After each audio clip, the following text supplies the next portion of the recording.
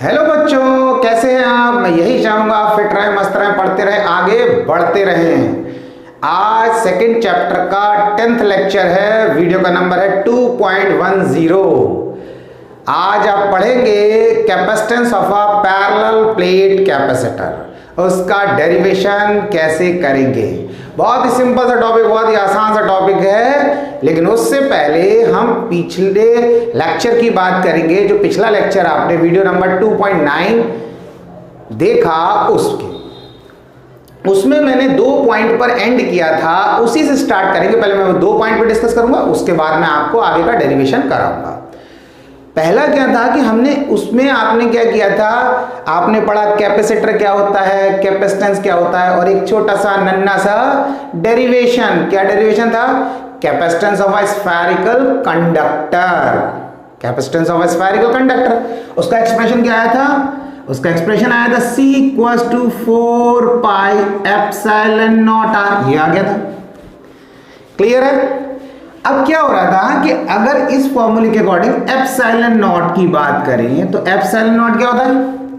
Permittivity of free space. First chapter में पढ़ा, permittivity of free space भी बोलते हैं इसको, एब्सोल्यूट परमिटिविटी भी बोलते हैं, परमिटिविटी ऑफ वैक्यूम भी बोलते हैं। ठीक है, अब इसमें क्या होगा, ये हमने लिखा एप्सिलॉन नॉट को ही रहने दिया और 4 पाई r को c के नीचे लिख दिया डिनोमिनेटर, तो ये हो गया 4c/4 पाई r। ये आ गया। ठीक है, अब इसके अकॉर्डिंग आपको यहां पर यूनिट देखनी है, क्योंकि एग्जाम में कभी कभी फिजिकल क्वांटिटी की यूनिट दे देते हैं और आपसे पूछते बताओ ये कौन सी फिजिकल क्वांटिटी की यूनिट है। जैसे फॉर एग्जांपल इलेक्ट्रिक फील्ड की बात करें तो फोर्स अपॉन चार्ज, ये फॉर्मूला बड़ा कॉमन है। आपने इसके अकॉर्डिंग क्या कर लिया, यूनिट याद कर ली, न्यूटन। फोर्स की न्यूटन, चार्ज की कूलम, न्यूटन पर कूलम, न्यूटन पर कूलम। अब एग्जाम में क्या पूछ लिया, वोल्ट पर मीटर, बताओ किसकी यूनिट है, क्योंकि ये ज्यादा यूज होती नहीं है, तो वो तो वही पूछेंगे जो ज्यादा यूज नहीं, जिस पर आप ज्यादा ध्यान नहीं दे रहे। ठीक है, तो इसीलिए हमें साथ में यूनिट भी देखते जाना है, क्योंकि एक एक नंबर की बोर्ड के एग्जाम में इंपॉर्टेंस होती है। जब हमारा वहां पे छूटता है तो हमें बहुत बुरा लगता है कि अरे इतनी छोटी सी चीज, अरे ये पता होती तो लिख देते, और जब आता है तो कितना अच्छा लगता है। तो इसलिए वो लास्ट में जो अच्छी वाली फील आए ना हमें कि अरे बहुत अच्छा हुआ, उसके लिए स्टार्टिंग से मेहनत करनी है। वो कई बार सुना ना, लास्ट नाइट बेस्ट फाइट। वो लास्ट नाइट में बेस्ट फाइट कभी नहीं होती, वो सिर्फ फाइट ही फाइट होती है वहां पर। समझ में आ रहा है? वो बेस्ट फाइट तब होगी जब पूरी साल फाइट करी। पूरी साल फाइट मतलब पूरी साल मेहनत से आपने पढ़ा है। और मैं ये नहीं कह रहा हूं कि पूरी साल दिन रात एक कर दिया, पूरा 1-2 बजे तक पढ़ा, ऐसा नहीं। थोड़ा थोड़ा पढ़ना है आराम से, लेकिन पढ़ना है। ये नहीं है कि बदल एक दिन 6 घंटे पढ़ लिया, 2-4 दिन पढ़ा ही नहीं, वो गड़बड़ है। तो इसलिए तो लास्ट नाइट बेस्ट फाइट कब होगी सही? वो तभी होगी जब पूरी साल उसकी प्रिपरेशन हमने की हो। तो इसी का ध्यान रखें। तो आगे करते हैं। तो क्या हो रहा है, एक इलेक्ट्रिक फील्ड का फॉर्मूला था हमारा -dV/dr। इलेक्ट्रिक फील्ड है पोटेंशियल ग्रेडियंट, या इसको और ऐसे भी लिख देते थे E = V/d, potential upon distance. तो इसके अकॉर्डिंग यूनिट होती पोटेंशियल की वोल्ट और डिस्टेंस की मीटर। तो ये हो गया। तो इस तरीके से क्या करना है, हमें यूनिट भी देखना है कि किस फिजिकल क्वांटिटी की कौन सी यूनिट है, उसको याद रखना है, कौन से एग्जाम में पूछ सकते हैं। ठीक है, तो ये तो हो गया। तो इसी तरीके से अब हम क्या करेंगे, यहां पर इसकी यूनिट देखेंगे, किसकी? एप्सिलॉन नॉट की। तो यहां पर इसके अकॉर्डिंग क्या हो गया, कैपेसिटेंस की यूनिट क्या होगी? फैरेड। कैपेसिटेंस की यूनिट क्या होगी? फैरेड। फैरेड साइंटिस्ट का नेम है, उसके नाम के पहले लेटर को यूज करते हैं। कैपेसिटेंस की यूनिट है F से, और 4 पाई की तो यूनिट नहीं होगी, R क्या है? रेडियस उस कंडक्टर का, तो उसके अकॉर्डिंग क्या हो गया? मीटर। तो फाइनली क्या हो जाएगी? फैरेड पर मीटर। ये हो गई यूनिट। और वैसे इसकी यूनिट क्या पढ़ी है? एप्सिलॉन नॉट की यूनिट पढ़ा है आपने कूलम स्क्वायर पर न्यूटन पर मीटर, उसका ये भी यूनिट होती है।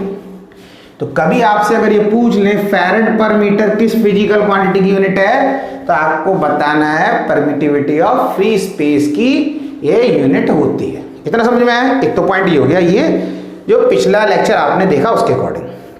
अच्छा, पिछले लेक्चर में मैंने आपको एक पॉइंट और बोला था। मैंने आपसे ये बोला था कि ये बताओ कि अगर हम इस स्फेरिकल कंडक्टर की बात कर रहे थे हम पिछले लेक्चर में, तो आपने देखा होगा मेरा लेक्चर, तो उसमें पता चला कि अगर किसी स्फेरिकल कंडक्टर का कैपेसिटेंस जो है अगर 1 फैरेड हो तो उसका रेडियस कितना होगा? तो उसका रेडियस कितना आ गया था? उसका रेडियस आ गया था बहुत ज्यादा, यानी कि 9 × 10⁹। तो वो जो रेडियस आया था वो अर्थ के रेडियस के कंपैरिजन में 1500 टाइम्स ज्यादा था। तो लग रहा था कि अगर 1 फैरेड कैपेसिटेंस का वो कंडक्टर बनाना है तो उसका साइज अर्थ के साइज से 1500 टाइम बड़ा हो। तो क्वेश्चन ये आ रहा था, क्या 1 फैरेड का कोई कंडक्टर या कोई कैपेसिटर बन सकता है? तो ऐसे तो लग रहा था कि भाई ऐसे कैसे बन सकता है, भाई अर्थ से 1500 टाइम बड़ा कोई स्फीयर बनाएंगे तो कहाँ बनाएंगे, कहाँ रखेंगे, ऐसा तो पॉसिबल ही नहीं है। लेकिन मैंने आपसे कहा था नहीं बन सकता, और बन सकता नहीं है, होते हैं कैपेसिटर जिनका कैपेसिटेंस 1 फैरेड से ज्यादा होता है। आप सर्च करेंगे आप खुद पता चलेगा, देखो उसमें वैल्यू भी दे रखे होंगे, उनके कैपेसिटर भी दिखा रखे होंगे। तो ऐसा कैसे हो कैसे गया, तो उसको आपको समझना है, उस पॉइंट को समझना, फिर मैं अपना डेरिवेशन कंटिन्यू कराऊंगा capacitance of parallel plate capacitor. ठीक है, अब इसमें क्या हो रहा है, देखो जैसे क्या होता है, एक प्लेट ले लिया, इस पर आपने पॉजिटिव चार्ज दे दिया। ठीक है, कोई भी प्लेट ऐसे करके प्लेट ले लो, किसी भी शेप की है, उस पर चार्ज दे दिया। तो जब आपने इसको चार्ज दिया Q, तो इस पर जब चार्ज आ गया तो हम बोलेंगे इसकी चार्ज को स्टोर करने की कोई कैपेसिटी हुई। क्या होता है, जैसे आपने कोई प्लेट लिया, उसको चार्ज दिया, तो उसकी कैपेसिटी होती है कि इतना चार्ज वो स्टोर कर सकती है। आप खुद देखो, आप खाना खाते हो, आपने एक प्लेट में क्या करता है, दाल डाल दिया, चावल डाल दिया, रोटी, तो उस प्लेट की भी तो कैपेसिटी है। अगर आप अनलिमिटेड उसमें डालते रहो तो लास्ट में क्या होगा, खाना उस प्लेट में से गिरने लगेगा। सिंपल सी चीज है, आप खाना रख रहे हो, थोड़ा रखोगे, थोड़ा और ज्यादा, फाइनली क्या होगा, एक पोजीशन ऐसी आएगी, अगर आप बढ़ाते गए अमाउंट तो फिर वो उसमें से गिरने लगेगा। आपने बड़ी प्लेट ले ली, उसका भी वही कंसेप्ट है, आप उसमें खाना रखते रहो, एक पोजीशन आएगी, उसमें से भी गिरने लगेगा।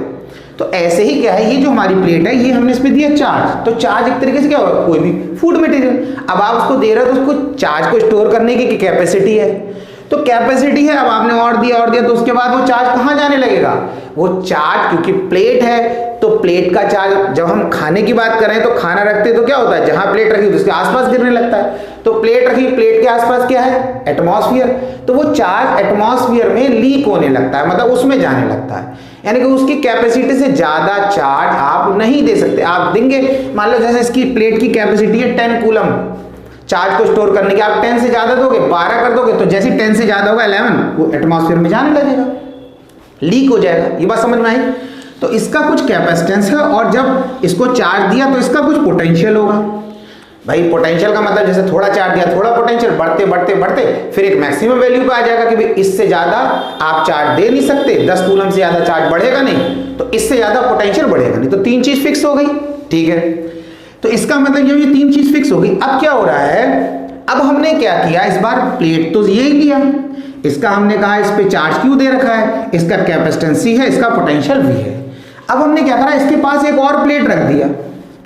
जब इस प्लेट के पास एक और प्लेट रख दिया तो इंडक्शन के फिनोमेना की वजह से ये प्लेट इस पर क्या करेगी, नेगेटिव चार्ज इंड्यूस कर देगी। फर्स्ट चैप्टर में आपने पढ़ा होगा, ये प्लेट इस A प्लेट के सामने जब आपने B प्लेट रखा तो B पर क्या होगा, एक चार्ज इंड्यूस हो गया। क्या होगा, चार्ज इंड्यूस हो गया इंडक्शन के फिनोमेना के बिना टच करे। फर्स्ट चैप्टर में आपने पढ़ा होगा, मैंने कराया है। अब क्या होगा, आप देखो भाई, आपने इस पे चार्ज दिया, Q है, ठीक है,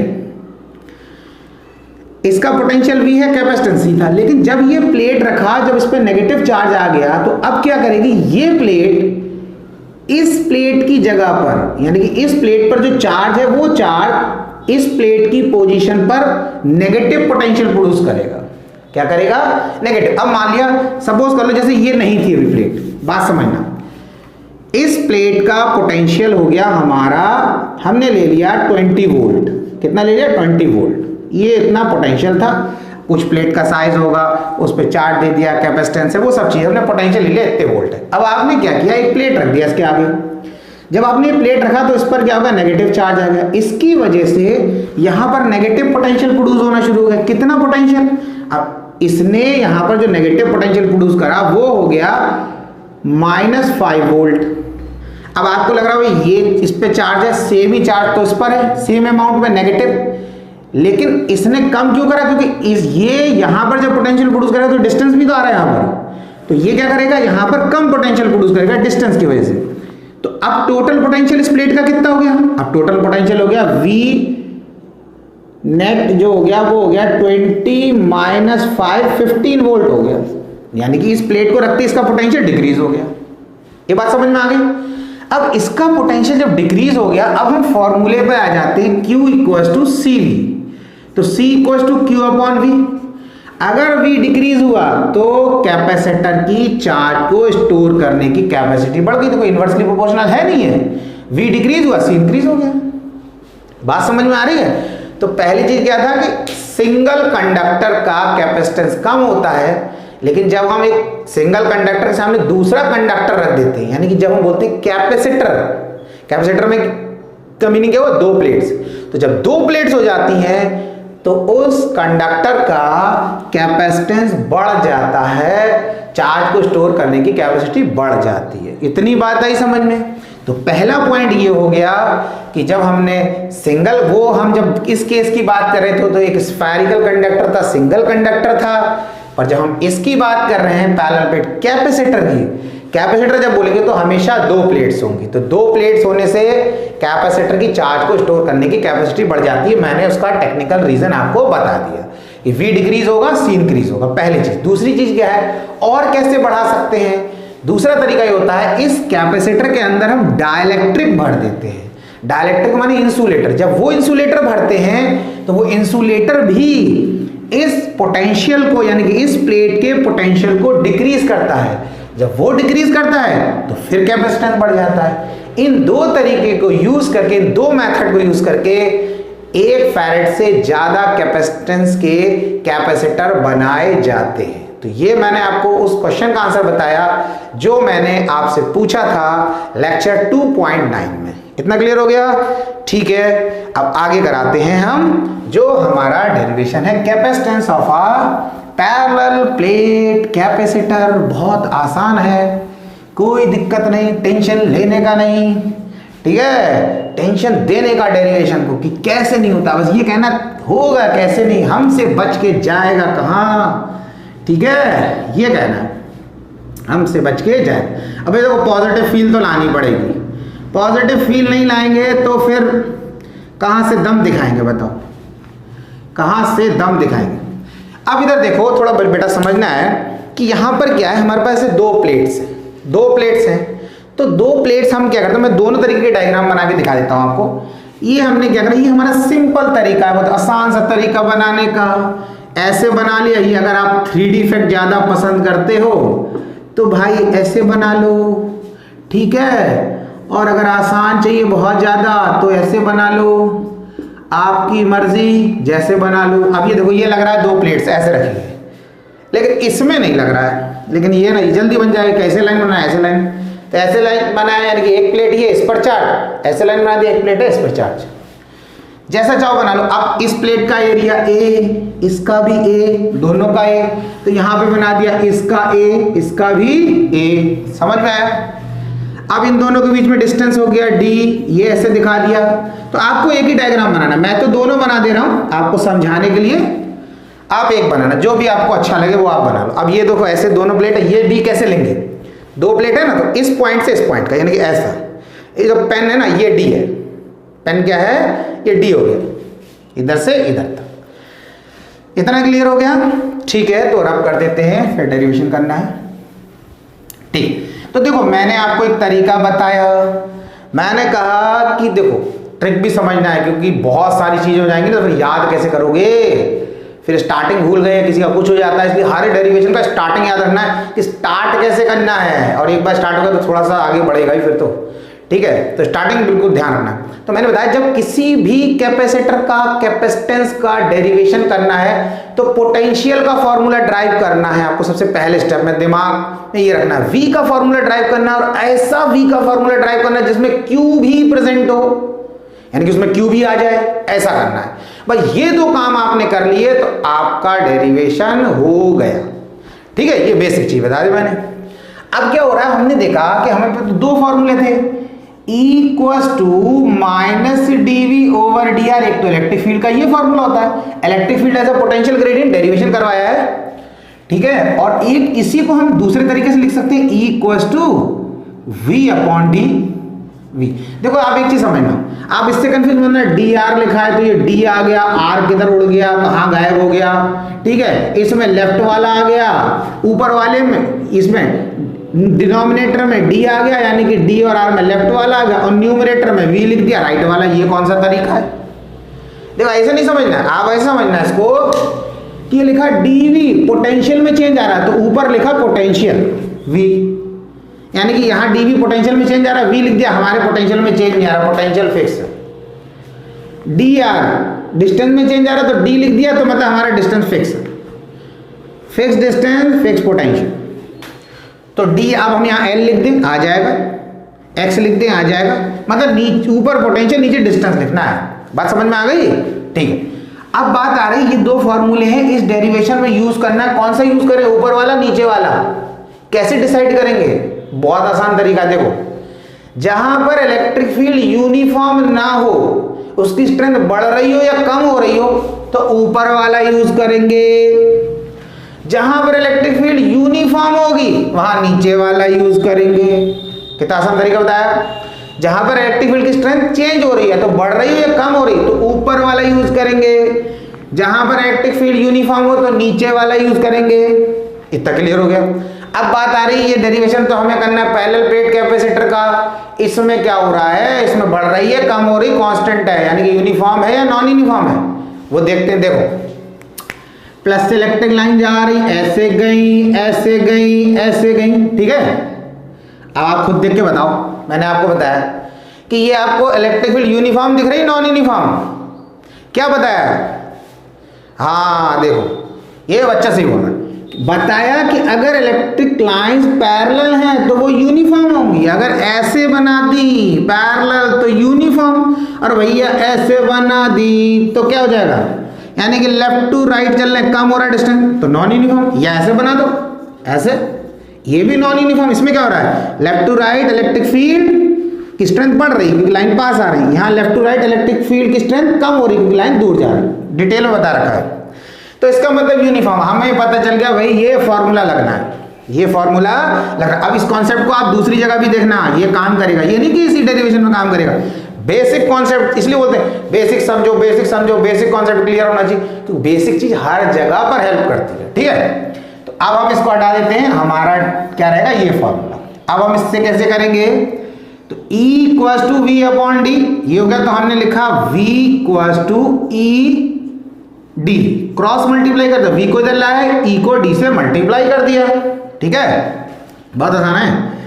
V इक्वल्स टू, अब इस पैरेलल प्लेट कैपेसिटर के अंदर इलेक्ट्रिक फील्ड कितनी प्रोड्यूस होती है। देखो हमने V के फार्मूले से स्टार्ट करा, मतलब हमें V का फार्मूला तो लाना ही लाना है, किसी भी तरीके से उसमें Q भी लाना है।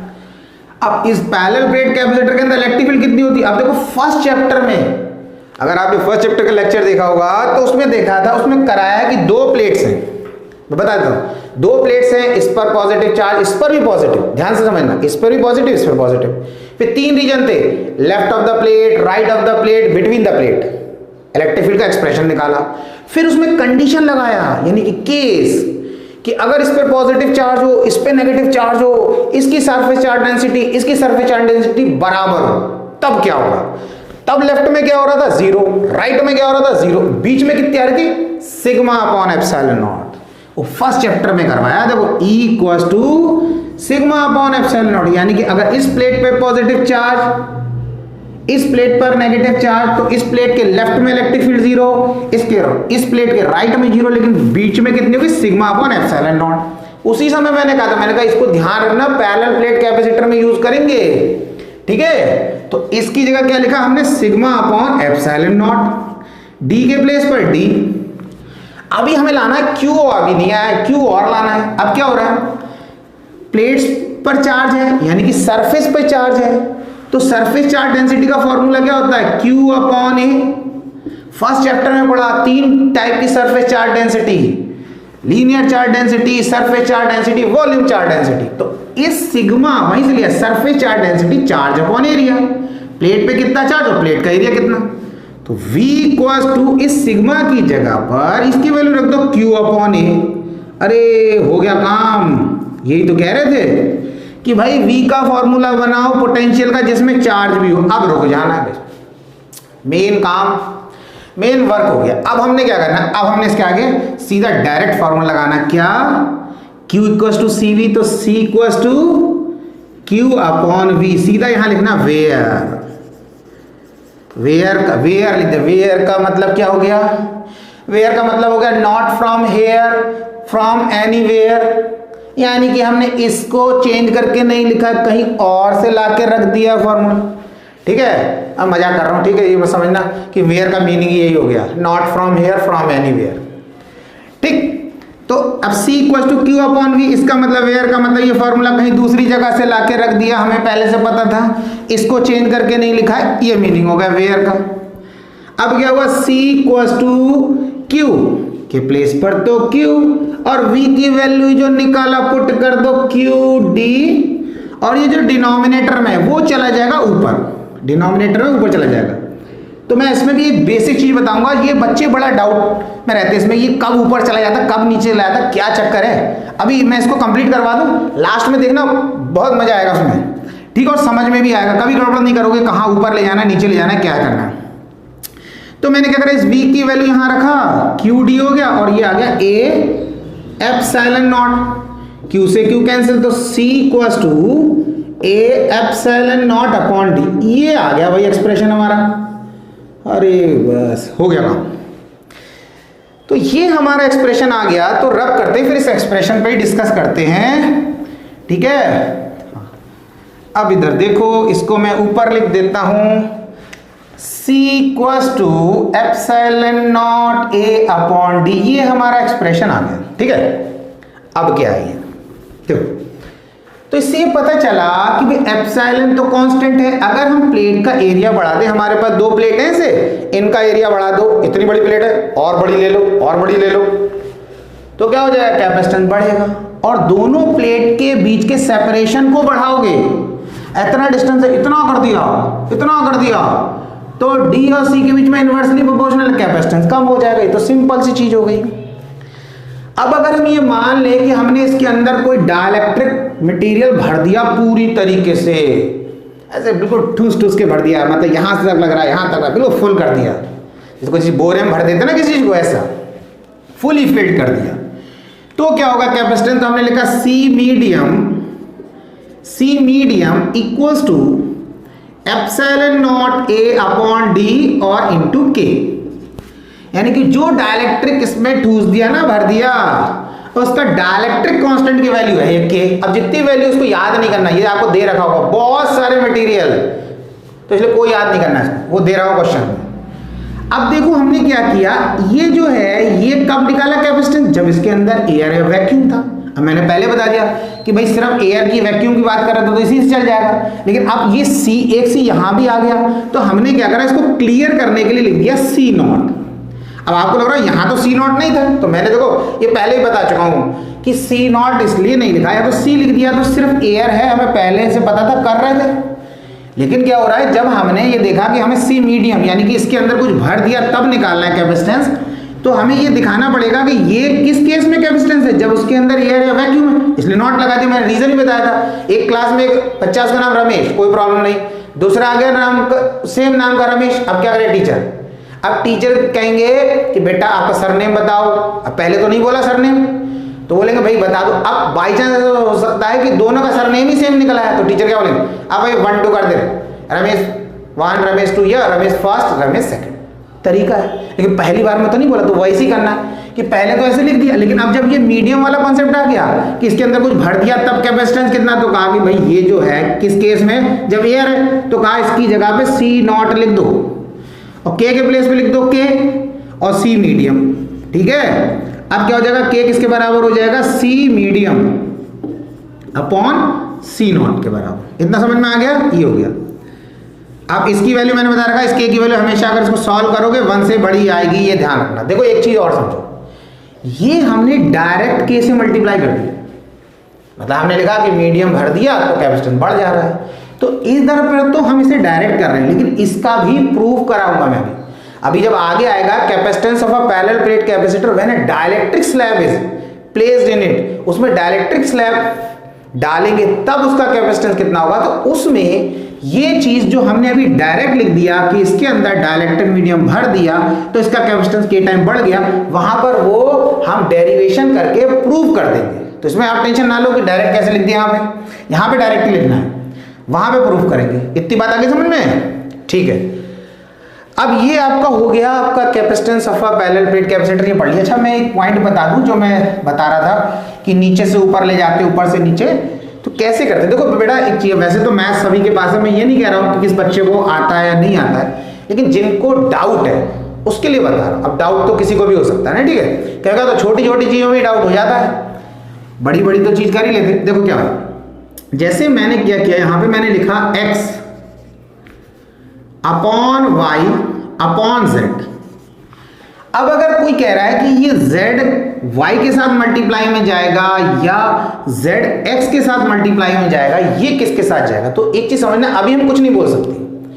अब हम ये कैसे करेंगे, हमने लिखा इक्वल्स टू, इस इक्वल्स टू को देखना है। इस इक्वल्स टू के सामने जो ये लाइन है ये हमारी मेन लाइन कहलाएगी, इक्वल्स टू के सामने वाली लाइन हमारी मेन लाइन कहलाएगी।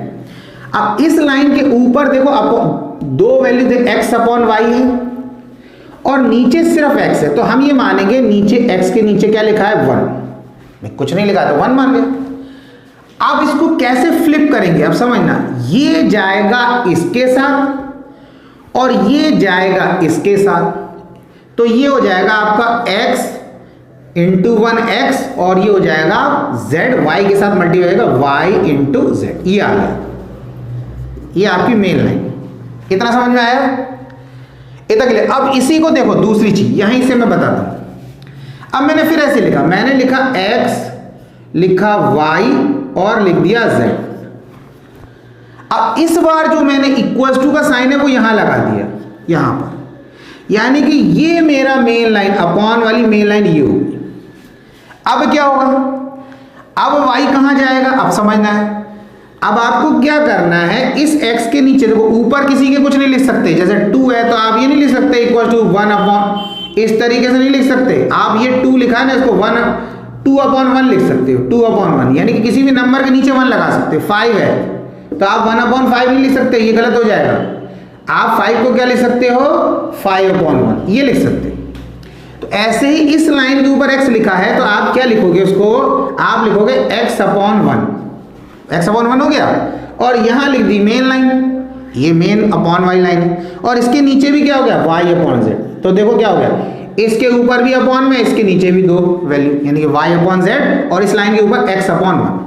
अब इसको ले जाना है इसके साथ, इसको ले जाना इसके साथ, तो क्या हो गया, ये हो जाएगा x के साथ क्या आएगा z, x के साथ z आएगा, और ये वाली लाइन आ गई, और y किससे आएगा, 1 के साथ मल्टीप्लाई में, तो y आ गया। तो देखो यहां पर आंसर क्या आ रहा था, यहां आ रहा था x upon Y into Z, और यहां पे क्या है x z अपॉन वाई। तो इस चीज को अगर आपने देख लिया ना एक बार, तो कभी भी आप नीचे से ऊपर, ऊपर से नीचे ले आ रहे, आपको कभी भी कोई दिक्कत नहीं होगी। कभी आपको ये नहीं लगेगा कि अरे ये किसको इसके साथ मल्टीप्लाई कर दे, कभी भी लगता है ना डिनोमिनेटर में इसको मल्टीप्लाई कर दे रहे, इसको आप समझ लो बिल्कुल प्रॉब्लम नहीं होगी। बात समझ में आया, इस x y की जगह कोई नंबर कंसीडर कर लो, आपको लग रहा आसान है 2 3 5 कुछ भी कर लो, वैसे समझ लेना। तो ये बहुत आसान सा तरीका है। इतना क्लियर हो गया, तो आज का लेक्चर यहीं खत्म करते हैं। पढ़ते रहें, आगे बढ़ते रहें, अगले लेक्चर में मिलेंगे नई चीज के साथ। बिल्कुल टेंशन ना लें, बिल्कुल टेंशन ना लें।